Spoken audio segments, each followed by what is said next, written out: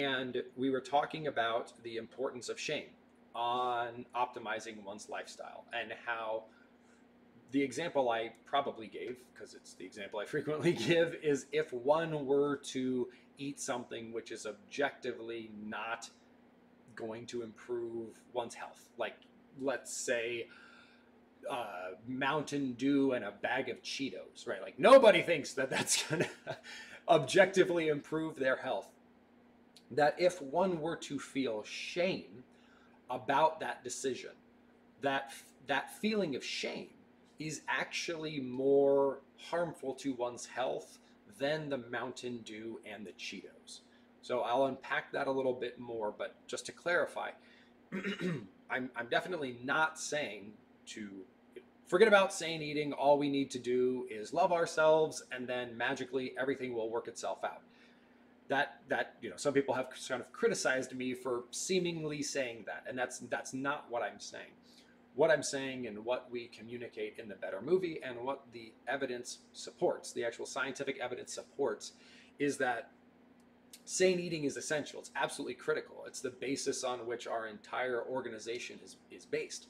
But what we've learned, one of the biggest distinctions we've made over the past 10 years, is that having the information, sane eating, is essential. It's also not sufficient. So there's a concept in philosophy called, like, in order for something to, you need, it needs to be necessary and it needs to be sufficient. So is the information around sane eating necessary? Is it necessary to have that information to actualize our best lives? Yes, it is absolutely necessary to have that information. Is it sufficient just to have that information? The answer is no. And for example, we have to have the motivation. We have to have the motivation to eat sanely. We have to have the access to eat sanely. If you live in a food desert and there are no vegetables around, you could have the correct information, you could have the motivation, but you don't have the access, right? So sane information is essential. It is necessary, but it in and of itself will not get us to our optimal lives. Another critically important component is motivation, but motivation to me is actually one level above what we really need, and what the evidence really shows. What the evidence really shows is that motivation is a byproduct of self-love, and self-love is the opposite of shame. So I'm going to unpack all of this. Oh, and by the way, sometimes the reason we don't get to everyone's question is sometimes we get questions like this, which to really do them justice requires a little bit more explanation. So hopefully I don't bore you with this explanation, because it is critically important. All right, so we need sane information. That is essential, right? We also need the ability to act on that information, and to act on that information consistently, and to act on that information without a tremendous amount of stress, right? So the word most people would use is, I need to have motivation, but we need to look a level below that. Where does motivation come from, right? Where does that motivation doesn't just pop out of the air? And sometimes someone says, I'm going to hire a personal trainer. They're going to motivate me. Well, in that context, I would argue that you don't have motivation. You're actually hiring someone with the hopes that they will motivate you, right? The point of a personal trainer, as someone who was a personal trainer many 20 years, no, how old am I? Yeah, 20 years ago. Wow, 20 years ago, I was a personal trainer. Didn't realize that until just now. Getting older, got some gray hairs in the beard here. Is essentially my primary job was to motivate people. They didn't have motivation, so they hired me to motivate them. To have our own motivation, we have found that comes from a deep sense of self-love and self-worth and meaning in one's life. Let me give you a concrete example of this. Often people find that they change their eating habits more easily when they discover they're pregnant. So obviously this applies specifically to women. so women often have the experience of feeling compelled to change the way they eat when they're pregnant, because they know they are now responsible for a second life. So there is a sense of self-love, for love of their body, what their body contains, that that level of self-love causes what would be known as intrinsic motivation. So they're not relying on a personal trainer, extrinsic, outside of them. They're looking inside themselves to find a motivation. And then if they have access to sane eating information, self-love leads to the motivation to then act on the information of eating sanely, right? So hopefully that all made sense. So why are we talking about shame? Why did I talk about shame in this interview?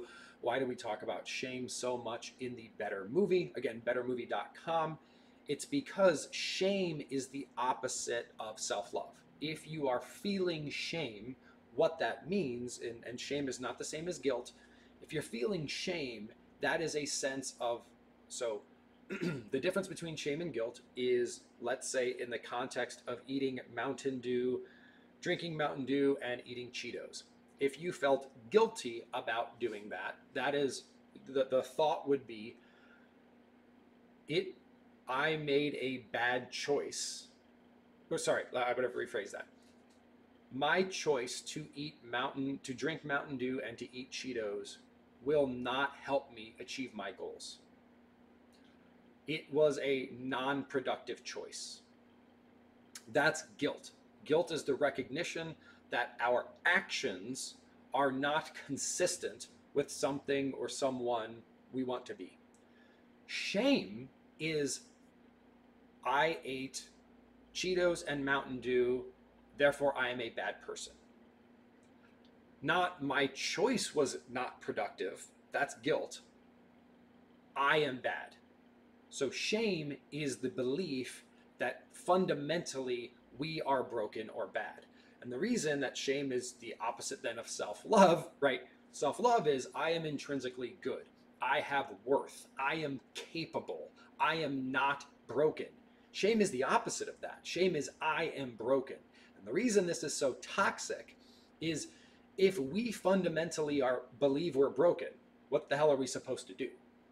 Right? It's analogous to why HIV and AIDS are so debilitating of a disease, right? That disease attacks our immune system. If your immune system is compromised, how are you supposed to fight off a disease, right? So if a disease attacks the very thing that could get rid of it, you're in a bad place. So if we are experiencing shame, if we are caught in shame's trap, we believe that we are fundamentally broken. And if we believe we're fundamentally broken, how does this work? How can we possibly get better? Because the only person who could actually make us better is us. But if we're broken, we can't get better. And this is why we look outside of ourselves. We look to a personal trainer. We look to a guru. We look to a quick fix. Because on some level, if we believe we're fundamentally broken and we believe that we are not capable of change, we have to look outside ourselves. And that's where all the confusion and chaos happens. So you can see, with all of this said, right, eating Cheetos and drinking Mountain Dew is going to have negative effects on our brain, our gut, our hormones, no question. But it's not going to rot our ability to make positive changes in the future, right?